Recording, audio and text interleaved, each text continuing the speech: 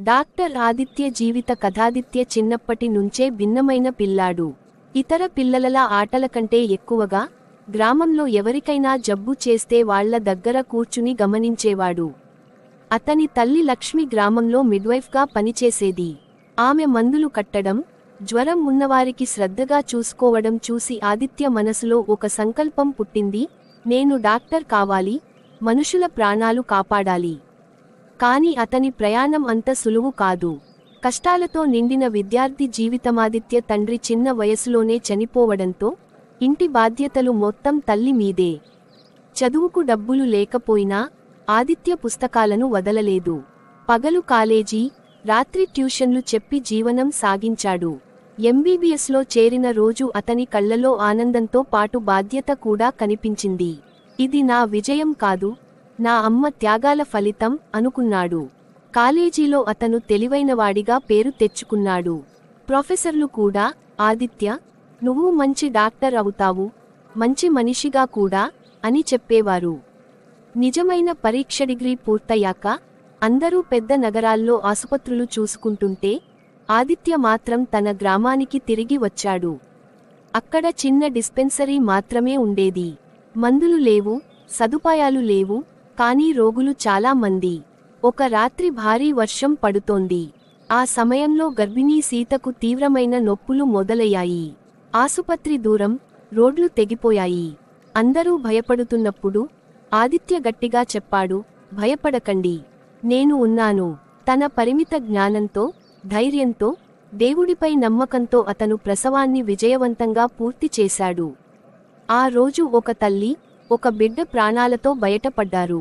ఆ రాత్రి ఆదిత్య నిజంగా డాక్టర్ అయ్యాడు. పేరు కాదు, సేవ ముఖ్యం. కాలక్రమేణా ఆదిత్య పేరు చుట్టుపక్కల గ్రామాలకు చేరింది.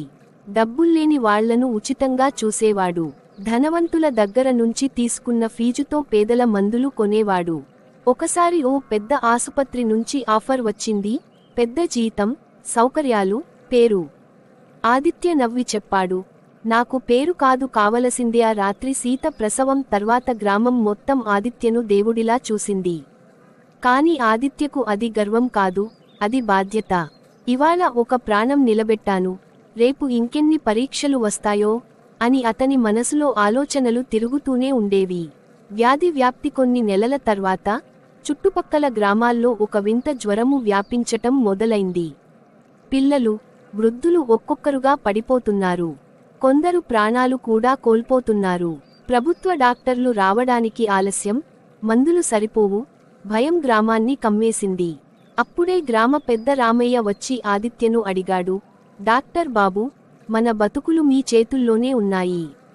ఆ మాటలు ఆదిత్య గుండెల్లో బాణంలా గుచ్చుకున్నాయి. నిద్రలేని రోజులు. ఆదిత్య రోజుకు గంట కూడా నిద్రపోలేదు. ఒక గ్రామం నుంచి ఇంకొక గ్రామం, ఎండలో, వానలో, బైక్ మీదే ప్రయాణం. తన దగ్గర ఉన్న కొద్దిపాటి మందులను జాగ్రత్తగా వాడుతూ ఎవరికి అవసరమో వాళ్లకు మాత్రమే ఇచ్చేవాడు. కొందరికి కేవలం ధైర్యం, ఓ భరోసా మాట కూడా మందుల కంటే ఎక్కువగా పని చేసింది.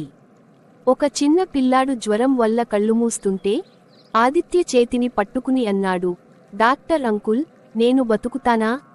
ఆదిత్య కళ్లలో నీళ్లు తిరిగాయి. బతుకుతావు నాన్న, నువ్వు బలమైనవాడివి. ఆ పిల్లాడు బతికాడు. ఆదిత్య మరింత బలంగా నిలబడ్డాడు. తల్లి త్యాగమీ కష్టాల మధ్యలో అతని తల్లి లక్ష్మి అనారోగ్యానికి గురైంది. ఆమె కొడుకును చూస్తూ అంది, నన్ను పట్టించుకోకురా, వాళ్లని కాపాడు. అదే నా ఆనందం. ఒక రాత్రి గ్రామం నిశ్శబ్దంగా ఉన్నవేళ లక్ష్మి నిద్రలోనే కన్నుమూసింది. ఆదిత్య కుప్పకూలిపోయాడు. అమ్మ కోసం కన్నీళ్లు కార్చుకునే సమయం కూడా అతనికి లేదు. ఎందుకంటే బయట రోగులు ఎదురు చూస్తున్నారు. ఆ రోజు ఆదిత్య నిజంగా తన మనసుని తానే చంపుకుని డాక్టర్గా నిలబడ్డాడు. వెలుగులోకి వచ్చిన నిజం. చివరికి ప్రభుత్వం స్పందించింది. వైద్య బృందాలు వచ్చాయి. వ్యాధికి కారణం కలుషిత నీరు అని తేలింది. పెద్ద శుద్ధి కార్యక్రమం మొదలైంది. ఒక అధికారి ఆదిత్యను చూసి అన్నాడు, మీరు లేకపోతే పరిస్థితి చాలా ఘోరంగా ఉండేది.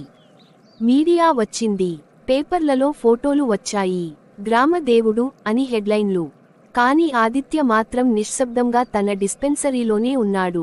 అమ్మ కల నెరవేర్చాడు. తల్లి జ్ఞాపకార్థం ఆదిత్య తన సొంత డబ్బులతో ఒక చిన్న ఆసుపత్రి కట్టించాడు.